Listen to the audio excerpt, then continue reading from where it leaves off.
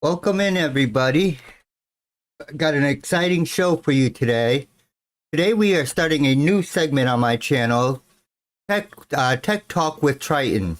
I'm hoping this is going to be at least once a week thing where I will bring you a certain topic involving tech, usually Apple devices. And I hope you guys find it informative. But everybody that's in the chat right now, please remember one thing. Don't tell Costamom I'm streaming. I'm supposed to be grounded from devices this weekend, so don't let her know I'm streaming. So, with that being said, welcome again. Welcome in, everybody. I will be paying attention to the chat, but I will not probably be responding to the chat until after my demonstration. And then if anybody has any questions, they're more than welcome to ask. But while you're here, enjoy the in-chat games. They're free to play. So today we are going to be talking about universal control.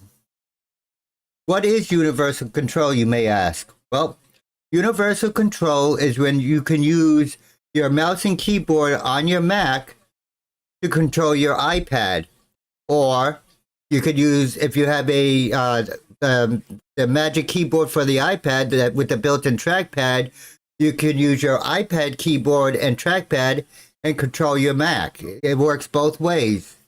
So we're going to go ahead and cover a couple of things. The first thing to remember is you must be signed in with the same Apple ID on both devices, on your Mac and your iPad. You have to be signed into the same Apple ID or this will not work. So let's cover the devices that can use universal control. So on the iPad side, all iPad Pros can do it. iPad Airs 3rd generation and later, iPads 6th generation and later, and iPad Minis 5th generation and later. As far as Macs that can deal with universal control, we have MacBook Pros 2016 and later, MacBooks 2016 and later, MacBook Air 2018 and later, iMacs 2017 and later. The iMac 5K Retina 27-inch is 2015 and later. All iMac Pros, Mac Minis 2018 and later, and Mac Pros, the 2019 Mac Pro. So now we're going to go ahead and set up universal control. So we're going to go ahead and start with the iPad. So as you can see, this is the screen of my iPad. And as you can see from the phone camera, this is my iPad. I'm actually going to not be using the keyboard and trackpad on my iPad because I'm going to use universal control to control my iPad. So basically, I'm going to bring my mouse over to the left side of my Mac screen, and it automatically goes to my iPad, and you can see the little circle representing the mouse from my Mac Mini is now on my iPad. So in order to set up universal control, we need to go to settings, which for some reason I can't see. Oh, that's why I can't see, because my camera's in the way. So let's fix that, because my little camera is in the way. So we're gonna move that a little bit. There we go. Now we can see. So we're going to go ahead and go into settings on the iPad. Now I'm running iPad OS 16.2 public beta, so mine is going to look different than some of yours. But in general, they're all about the same. You're going to go into your settings. And I lost my place here. Okay. And then you're going to go to general.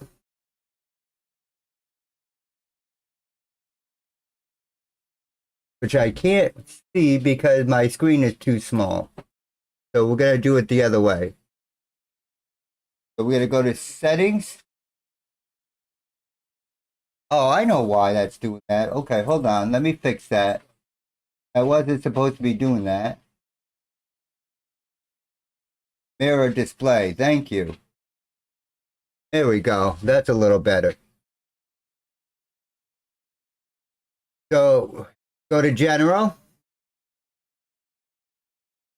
And then, let's see. Then you're going to go to AirPlay and handoff. And I'm going to just turn off my camera for a second because it's interfering with me being able to see my screen. There we go. And under AirPlay and handoff, you want to make sure that both of these are checked, which is handoff and cursor and keyboard. You want to make sure both of those are turned on. That's all you have to do on the iPad for now to initiate universal control. So now we're going to go ahead and we're going to switch to our Mac. I move that screen out of the way first. All right, so we're going to switch to our Mac. And on our Mac, we're going to go ahead to go to settings.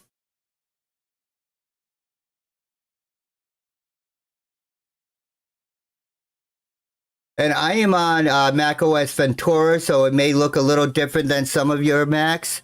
Macs that are not running Ventura, you will have system preferences. Anybody who is running macOS Ventura, it is called system settings. But either way, you would go to your displays. And if you're not on Ventura, it will say universal control. If you're on Ventura, it will say advanced. You would click whichever one you have. And you want to make sure that at least the top two are selected, which is allow your pointer and keyboard to move between any nearby Mac or iPad. And you also want to push through the edge of your display to connect a nearby Mac or iPad. The third one is optional, automatically reconnect to any nearby Mac or iPad. However, I always have mine turned on. I leave mine turned on so I don't have to manually go in each time and tell it to connect. So mine is automatically always on like that. And those are the only settings you have to do on your Mac. So now we're going to go back ahead and switch to our iPad screen. So we can go ahead. Actually, I'm going to go ahead and do one thing because I'm having a hard time seeing that. So there we go. Now I can see. So now you can see that if I move my mouse all the way over, I'm actually controlling my iPad, and I'm actually hopefully. Oh, my phone camera is not on. Why is my phone camera not on? There it is. Okay. I'm actually using my mouse and keyboard that's attached to my Mac, not the one that's on my iPad. So we could go ahead and say we wanted to call up a notepad, and we could type whatever we want without actually touching the keyboard on the iPad. Now, there is a downside to this setup the way it is right now. If you're using your keyboard from your Mac to control your iPad and you need to capitalize a letter, usually you use the shift key. Using the shift key in this format does not capitalize the letter. You may ask, well, that's kind of, if I'm typing a story or something, I need to capitalize words. How am I going to do that? Let's show you how you can fix that, okay? So I'm going to go ahead and close this note for now. I found a workaround for this because this is a flaw with universal control. So we're going to go back into our settings on our iPad. But this time we're going to go into accessibilities. And then we're going to go ahead. Oh, this is a perfect spot to explain this. I am using a Logitech. I don't know if you can, because apparently my camera is not working too well.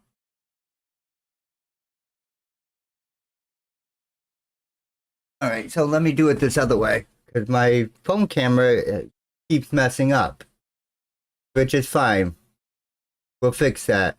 At least you could tell I'm not using the keyboard on the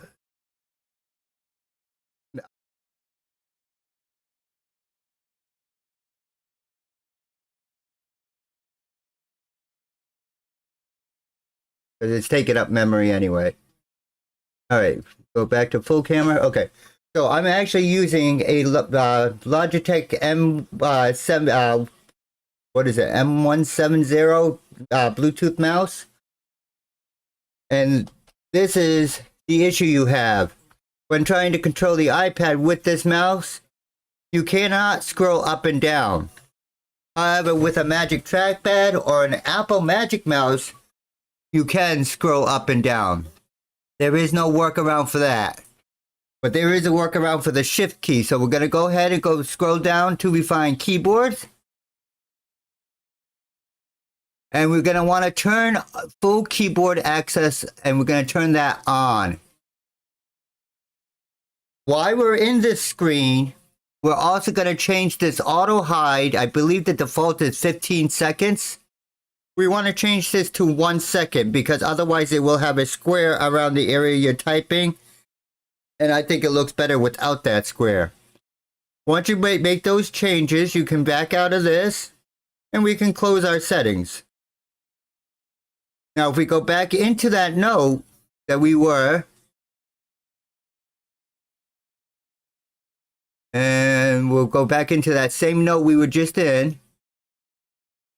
All right, and now we're still using the keyboard that's attached to our Mac, but now if we use the shift key,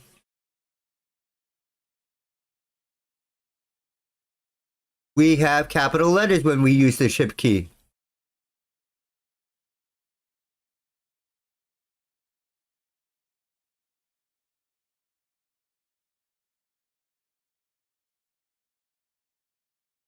So that's how you take care of not being able to use the shift key on an external keyboard attached to your Mac to control your iPad. So another thing you can do with universal control, besides just control your mouse and keyboard, I may regret this. Hopefully I have no embarrassing pictures here. Not really. Okay. And I'm going to exit that.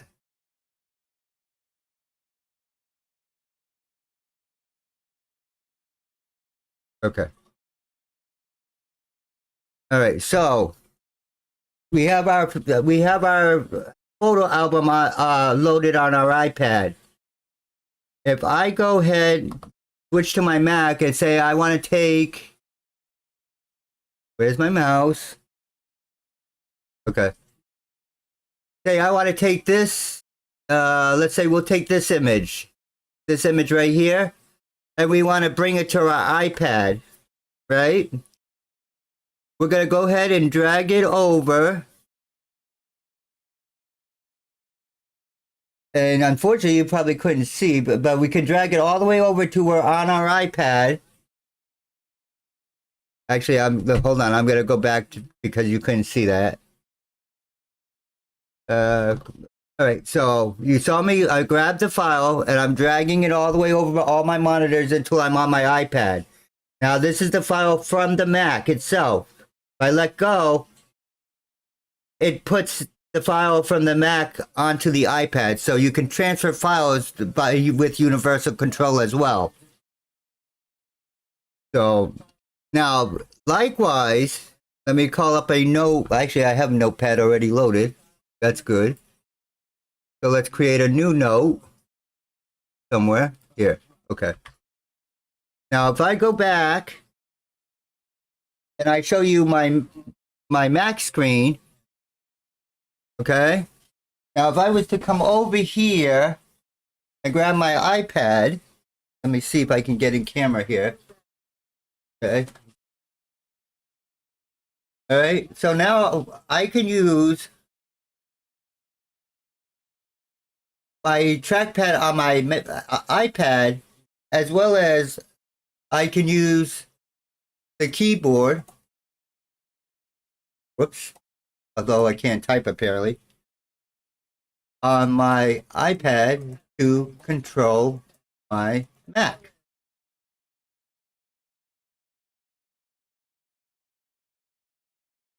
So that is the basic rundown of universal control. How to set it up, how to use it, how to make sure you can use the shift key on an external keyboard, how you can transfer files.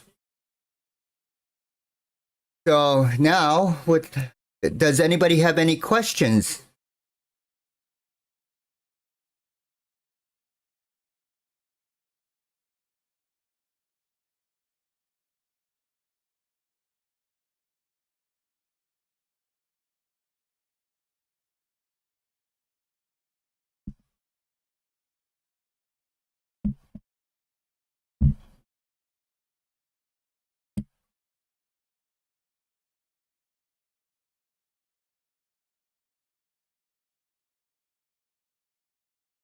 Here's, as of tonight, the command center will have a moon on the matrix panel that is singing One Little Spark.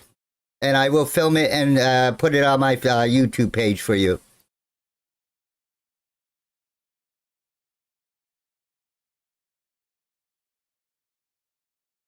You can have more than one ID and more than one monitor, Dallas. However, universal control will not work like that. Universal control, you have to be using the same ID on all the devices. But as you could tell, I have 5 monitors on my Mac, so I have to move across 5 monitors to get to my iPad. But you can have multiple monitors and still do universal control.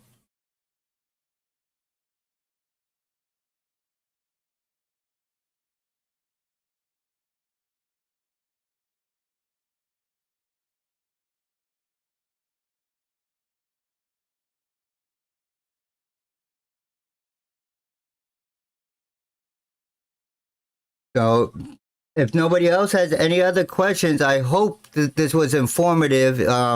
If it was, please make sure to give a like and share out the stream to anybody who you feel might be interested or could use the knowledge of how to use universal control.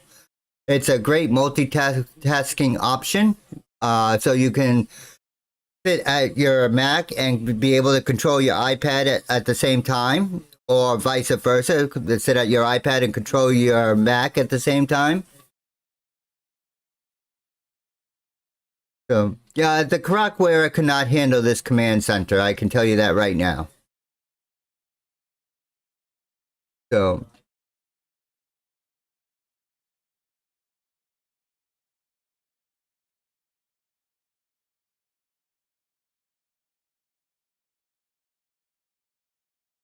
but I thank everybody for coming in. I hope you all learned something. And look for this new series, hopefully once a week. I will try to come up with interesting topics that people want to hear about. Most of them will be Apple related because most of my devices are Apple. But I'm hoping that this becomes a weekly